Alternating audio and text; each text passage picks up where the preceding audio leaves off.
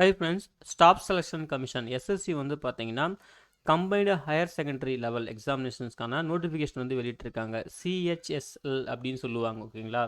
So அதுக்கான முக்கியமான விவரங்களை பார்க்கலாம். ஆன்லைன் அப்ளிகேஷன் வந்து 23 ஜூன் அன்றைக்கே ஸ்டார்ட் பண்ணிட்டாங்க. 18 ஜூலை 2025 தான் லாஸ்ட் டேட் அப்ளை பண்ணுறதுக்கு. ஃபீஸ் பே பண்ணுறதுக்கு மட்டும் ஒரு நாள் எக்ஸ்ட்ரா டைம் தராங்க. 19 ஜூலை 2025. கரெக்ஷன் பண்ணுற விண்டோ வந்து பார்த்தீங்கன்னா 23 ஜூலைலேருந்து 24 ஜூலை வரைக்கும் ஓப்பனில் இருக்கும்னு சொல்லியிருக்காங்க. அப்புறம் டயர் 1 டயர் 2ன்னு சொல்லிட்டு சிபிடி எக்ஸாம் வந்து 2 ஸ்டேஜ் நடக்கும். டயர் 1 வந்து பார்த்தீங்கன்னா 8/9/2025 அதாவது 8 செப்டம்பர் 2025 18 செப்டம்பர் 2025 வரைக்கும் நடக்கும் அப்படின்னு சொல்லியிருக்காங்க. சிபிடி 2 அதாவது டயர் 2 வந்து பார்த்தீங்கன்னா பிப்ரவரி மார்ச் 2026 சொல்லியிருக்காங்க. ஓகேங்களா? 10 டே டியூவாக சொல்லியிருக்காங்க. அப்புறம் ஹெல்ப்லைன் நம்பர் கொடுத்துருக்காங்க. உங்களுக்கு ஏதாவது கம்யூனிகேட் பண்ணணும்னா நீங்கள் இந்த நம்பருக்கு வந்து கம்யூனிகேட் பண்ணலாம். 12 ஃப்ரீ தான். ஓகேங்களா? அப்புறம் வேக்கன்சி வந்து பார்த்தீங்கன்னா மொத்தம் 3131 வேக்கன்சி சொல்லியிருக்காங்க. 3131 வேக்கன்சி அப்ராக்சிமேட்லி, அதாவது 10 டே வேக்கன்சி தான். மேபி இந்த வேக்கன்சி வந்து பார்த்தீங்கன்னா சேஞ்ச் ஆகலாம். சரிங்களா? ஸோ என்னென்ன போஸ்ட் அப்படின்னு தெளிவாக கொடுத்துருக்காங்க. Lower division clerk LDC, junior secretary assistant JSA. Pay scale வந்து பார்த்தீங்கன்னா 19,900 63,200 வரைக்கும் இருக்கும் அப்படின்னு சொல்லியிருக்காங்க. அப்புறம் டேட்டா என்ட்ரி ஆப்ரேட்டர் டிஇஓ. ஓகேங்களா? பே ஸ்கேல் வந்து 25,500 81,100 வரைக்குமே இருக்கும். அதுக்கப்புறம் லெவல் 5க்கு வந்து பார்த்தீங்கன்னா 29,200 92,300 அப்படின்னு சொல்லியிருக்காங்க. அது லெவல் வேறு லெவல் இருக்குது. லெவல் 4 லெவல் 5 சொல்லிட்டு டேட்டா என்ட்ரி ஆப்ரேட்டர் கிரேட் ஏ வந்து பார்த்தீங்கன்னா லெவல் 4 வருது. 25,500 81,100 அப்படின்னு சொல்லியிருக்காங்க. ஸோ இதுதான் வந்து போஸ்ட்டு. ஸோ அப்ராக்சிமேட்டாக 3031 வேகன்சி இருக்குது. டென்டேட்டிவ் தான். அப்புறம் டீட்டெயிலாக அப்டேட் பண்ணதுக்கப்புறம் வேகன்சி வந்து அப்டேட் பண்ணதுக்கப்புறம், அதாவது போஸ்ட் வைஸாக கம்யூனிட்டி வைஸாக அப்டேட் பண்ணதுக்கப்புறம் இந்த நாங்கள் அஃபிஷியல் வெப்சைட்டில் வந்து அப்டேட் பண்ணுவோம். நீங்கள் செக் பண்ணிக்கலாம். அதாவது அதுக்கான லிங்க் கொடுத்துருக்காங்க. சரிங்களா? கேண்டிடேட் கார்னர் டென்டேட்டிவ் வேகன்சி சொல்லிட்டு நீங்கள் அங்கே செக் பண்ணிக்கலாம் அப்படின்னு சொல்லியிருக்காங்க. அதுக்கப்புறம் வந்து நீங்கள் பிடபிள்யூடி கேண்டிடேட்டாக இருந்தீங்கன்னா உங்களுக்கு என்ன மாதிரி வந்து என்ன போஸ்ட்டுக்கு என்ன மாதிரி ஒர்க் பண்ண வேண்டியதாக இருக்கும், ஃபங்க்ஷனல் ரெக்குவயர்மெண்ட் என்ன, ஸோ என்ன மாதிரி டிசேபிலிட்டி இருந்தால் உங்களுக்கு சூட்டபுளாக இருக்கும் அப்படின்னு தெளிவாக கொடுத்துருக்காங்க. இந்த டேபிளை கிளியராக பார்த்துக்குங்க. அதுக்கான அப்ரிவேஷன்ஸ் கொடுத்துருக்காங்க. அதையும் தெளிவாக செக் பண்ணிக்கோங்க. இந்தியன் சிட்டிசன்ஸ் யார் வேணாலும் இதுக்கு அப்ளை பண்ணலாம் அப்படின்னு சொல்லியிருக்காங்க. ஏஜ் லிமிட் வந்து பார்த்தீங்கன்னா மினிமம் 18 வயசு, மேக்ஸிமம் 27 வயசு அப்படின்னு சொல்லியிருக்காங்க. கட் ஆஃப் டேட் வந்து பாருங்கள். ஏஜ் லிமிட் கால்குலேஷனுக்கு வந்து 1 ஜனவரி 2026 தான் கட் ஆஃப் டேட். சரிங்களா? அதன்படி தான் ஏஜ் லிமிட் வந்து கால்குலேட் பண்ணுவோம். அப்பர் ஏஜ் லிமிட்டில் ஏஜ் ரிலாக்ஸேஷனுமே இருக்குது. எஸ்சி எஸ்டிக்கு 5 இயர்ஸ், ஓபிசிக்கு 3 இயர்ஸ். பிடபிள்யூடி கேண்டிடேட் வந்து பார்த்தீங்கன்னா கம்யூனிட்டி கேட்டகரி வைஸ் 10 இயர்ஸ்லேருந்து 15 இயர்ஸ் வரைக்கும் சொல்லியிருக்காங்க. எக்ஸ் சர்வீஸ் மேனுக்கு 3 இயர்ஸ் சொல்லியிருக்காங்க. டிஃபென்ஸ் பர்சனலுக்கு 3 இயர்ஸ். அதுலேயுமே எஸ்சி எஸ்டிக்கு 8 இயர்ஸ் சொல்லிட்டு ஒவ்வொரு கேட்டகரிக்கும் வந்து பார்த்தீங்கன்னா எஸ்சி எஸ்டி இந்த மாதிரி கரெக்டாக பிரித்து சொல்லியிருக்காங்க. தெளிவாக செக் பண்ணிக்கலாம். நீங்கள் widows, divorced women judicially separated இந்த மாதிரி கேட்டகரி இருந்தீங்கன்னா உங்களுக்கு வந்து அப் டு 35 இயர்ஸ். அதில் எஸ்சி எஸ்டினா உங்களுக்கு 40 இயர்ஸ் அப்படின்னு சொல்லியிருக்காங்க. இந்த டேபிள் வந்து கிளியராக செக் பண்ணிக்கங்க உங்களுக்கு என்ன ஏஜ் ரிலாக்ஸேஷன் சொல்லிட்டு. ஓகேங்களா? அதுக்கப்புறம் வந்து எஜுகேஷன் குவாலிஃபிகேஷன் இது ரொம்ப முக்கியம். தெளிவாக பார்த்துக்குங்க. அதாவது data entry operator DEO grade A. சரிங்களா? Ministry of consumer affairs, food and public distribution, ministry of culture. So இந்த போஸ்ட்டுக்கெலாம் நீங்கள் அப்ளை பண்ணுற மாதிரி இருந்தீங்கன்னா நீங்கள் வந்து 12th வந்து பாஸ் பண்ணியிருக்கணும் சயின்ஸ் ஸ்ட்ரீமில். 12th வந்து பாஸ் பண்ணியிருக்கணும் சயின்ஸ் ஸ்ட்ரீமில் வித் மேத்தமெட்டிக்ஸை ஒரு சப்ஜெக்டாக கண்டிப்பாக படிச்சிருக்கணும்னு சொல்லியிருக்காங்க. ஸோ இந்த மாதிரி 12th ஸ்ட்ரீமில் நீங்கள் சயின்ஸு ப்ளஸ் மேத்தமெட்டிக்ஸ் படிச்சிருந்தீங்கன்னா நீங்கள் தாராளமாக அந்த போஸ்ட்டுக்கு அப்ளை பண்ணலாம் அப்படின்னு சொல்லியிருக்காங்க.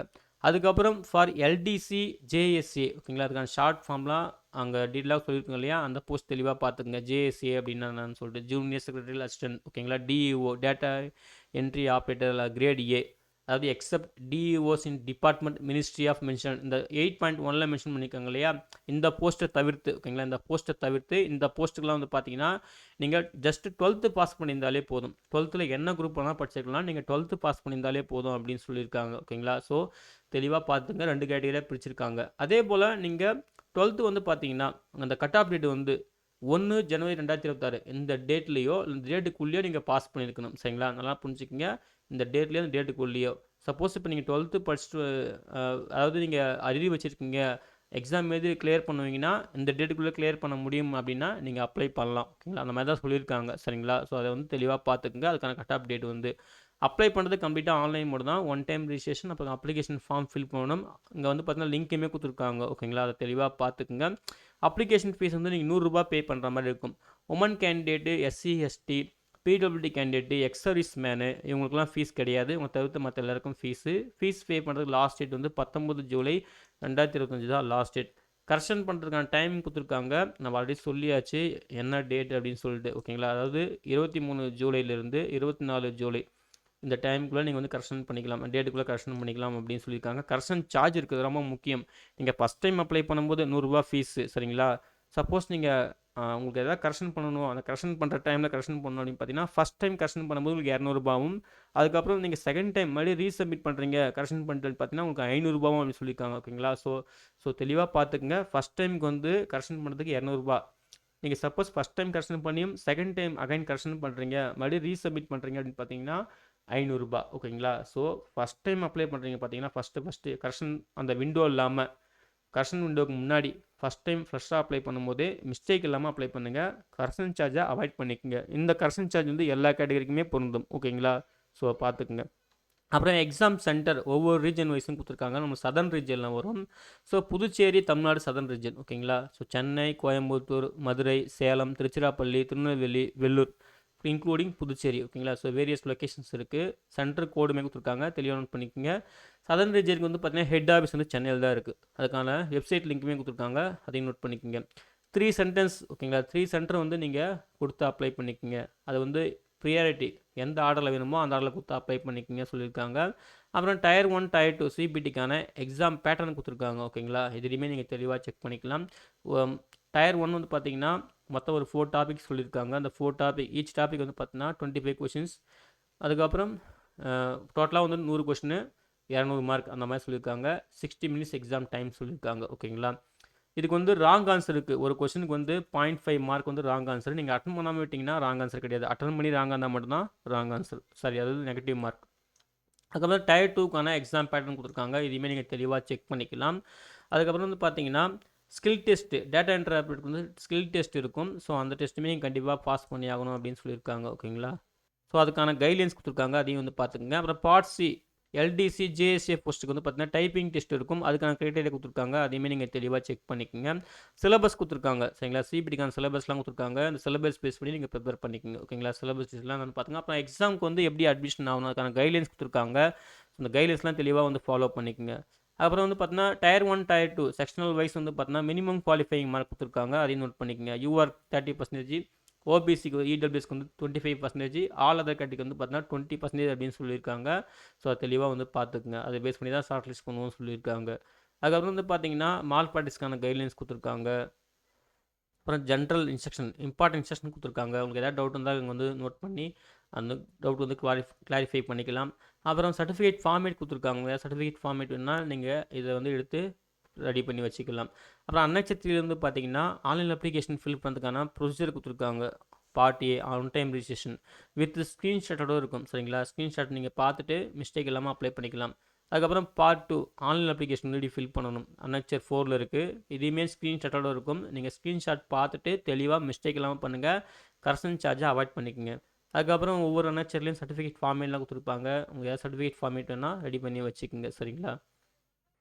பிறகு வந்து பார்த்தீங்கன்னா லாங்குவேஜ் ஃபார் எக்ஸாமினேஷன்ஸ் ஓகேங்களா. இப்போது தமிழ் லாங்குவேஜ் எக்ஸாம் வந்து பார்த்தீங்கன்னா ஹிந்தி இங்கிலீஷ் உட்பட ஒரு 13 லாங்குவேஜ் டோட்டலாக வந்து 15 லாங்குவேஜ் வந்து அப்ரூவ் பண்ணியிருக்காங்க. நம்ம தமிழுக்கு வந்து பார்த்தீங்கன்னா கோடு வந்து 21. இதையும் நோட் பண்ணிக்கோங்க. ஆன்லைன் அப்ளை பண்ணும்போது கரெக்டாக கொடுத்து அப்ளை பண்ணுங்கள் தமிழ்னு சொல்லிட்டு கொடுத்து ஓகேங்களா. அப்புறம் ஃபிசிக்கல் எஃபிஷியன்சி டெஸ்ட்டு ஃபிசிக்கல் ஸ்டாண்டர்ட்னு சொல்லிட்டு அதுக்கான கைட்லைன்ஸ்லாம் கொடுத்துருக்காங்க. அதெல்லாம் தெளிவாக வந்து பார்த்துக்குங்க என்னென்ன போஸ்ட்டுக்கெலாம் அப்ளிகேபிள் அப்படின்னு சொல்லிட்டு. Physical efficiency test for group C ஓகேங்களா. அதுக்கான கைட்லைன்ஸ் கொடுத்துருக்காங்க, இன்ஸ்ட்ரக்ஷன் கொடுத்துருக்காங்க ஓகேங்களா. அதையும் வந்து பார்த்துக்குங்க.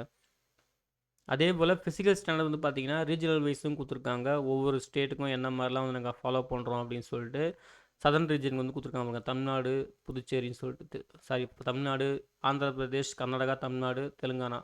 ஸோ என்ன மினிமம் ஹைட்டு, செஸ்ட்டு என்ன, மினிமம் வெயிட் என்ன அப்படின்னு கொடுத்துருக்காங்க பாருங்கள். இதெல்லாம் தெளிவாக செக் பண்ணிக்கோங்க. மினிமம் ஹைட் வந்து 157 சென்டிமீட்டர். அப்புறம் செஸ்ட்டு நார்மலாக 75 சென்டிமீட்டர். எக்ஸ்பாண்ட் இப்போ 5 சென்டிமீட்டர் எக்ஸ்பான்ஷன் ஆகணும். மினிமம் 50 கேஜி வெயிட் சொல்லியிருக்காங்க. ஸோ அதெல்லாம் வந்து பார்த்துங்க. அப்புறம் ரிலாக்ஸேஷன்லாம் கொடுத்துருக்காங்க சில கேட்டகரிக்கெலாம். இந்த டேபிள் கிளியராக செக் பண்ணிக்கோங்க. அப்புறம் மெடிக்கல் ஸ்டாண்டுக்கான கைட்லைன்ஸ் கொடுத்துருக்காங்க. இதெல்லாம் தெளிவாக வந்து பார்த்துக்குங்க உங்களுக்கு எதாவது தேவைப்பட்டா ஓகேங்களா. ஸோ மொத்தம் ஒரு 89 பேஜ் இருக்குது. ஸோ சில விஷயம்லாம் இருக்குது. நீங்கள் வந்து உங்களுக்கு தேவைப்படுற விஷயத்த தெளிவாக வந்து இதில் பார்த்துக்குங்க, டீட்டெயிலாக பார்த்துக்குங்க. பார்த்துட்டு ஆன்லைனில் அப்ளை பண்ணுங்கள். அவ்வளோதான் ஃப்ரெண்ட்ஸ். இதுதான் வந்து எஸ்எஸ்சி அறிவிச்சிருந்த கம்பைன்டு ஹையர் செகண்டரி லெவல் எக்ஸாமினேஷனுக்கான முக்கியமான விவரங்கள். அப்ளை பண்ணுறதுக்கு லாஸ்ட் டேட் வந்து 18 ஜூலை 2025 தான். சரிங்களா? இந்த நோட்டிஃபிகேஷன் டவுன்லோட் பண்ணுறதுக்கான லிங்க்கையும் ஆன்லைனில் அப்ளை பண்ணுறதுக்கான லிங்க்கையும் இந்த வீடியோ டிஸ்கிரிப்ஷனில் தரேன். செக் பண்ணிவிட்டு நீங்கள் உங்களுக்கு எலிஜிபிலிட்டி கிரைட்டீரியா மீட் ஆச்சுன்னா ஆன்லைனில் மிஸ்டேக் இல்லாமல் அப்ளை பண்ணுங்கள். சரிங்களா? அப்ளை பண்ணுற எல்லாருக்கும் wish you all the best. Thank you.